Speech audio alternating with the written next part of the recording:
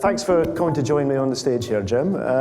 Obviously, I think among business readers and my readers, you've become a bit of a household name over the past few years. How did you get started? So, I mean, you and your team, you really risked everything. You put everything on the line. You know, I was very conventional in my sort of early years. I went to university, did chemical engineering, and then I spent 15 years in industry, followed by, which was a very interesting period for me, I spent 5 years in venture capital, from about the age of 35 to 40. And you sort of look you learn a lot of new disciplines in venture capital, but it's all about doing deals and buying businesses and investing and divesting and all that sort of stuff.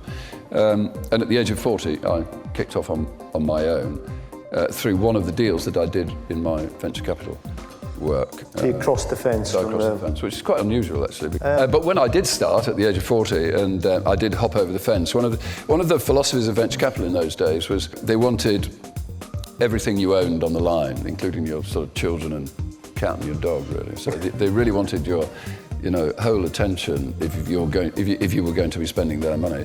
And that is where I finished up at the age of 40. Everything was mortgaged: the children, the cat, the dog, the house, the car, everything. They had everything on them. What was that first unloved business that you had to pin your hopes on? Well, that was the one down in the New Forest in Southampton, it was BP Fine Chemicals down near Forley Refinery. That business we ran as a public company for 6 years till '98, and then then I flipped into INEOS in '98. The last time that we sat down together was in Switzerland, because you moved the company to Switzerland in the financial crisis, and that was to talk about how you'd stared bankruptcy in the face and come back again. I mean, you had some pretty tough times in the financial crisis, didn't you? Yeah, we had a tough time in 2000. Well, a lot of people had a tough time in 2008, 2009. But what effectively happened here was, for us, was that the business itself didn't do too badly. But what happened in INEOS was the price of oil. I don't know whether people here will recall, but the price of oil in the summer of 2008 was $140 at its peak, and at Christmas it was $39. Yeah. So it collapsed by $100 in 6 months. And we have a lot of oil sat in refineries. The value of that oil reduced by $1 billion. But what it did do was it breached a covenant that nobody had ever contemplated. The banks took 846 million euros out of the company in the next 12 months. Fees and penalty interest. Fees and penalties, yeah.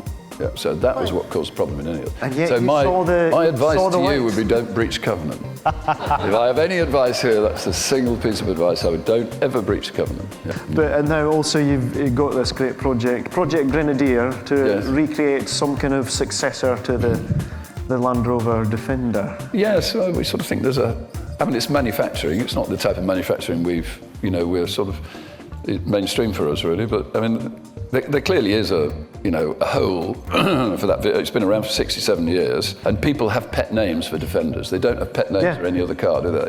Because I don't know of any Defender I've ever come across that didn't have a name. Somebody has a name for it, And I think it's a tragic loss to humanity.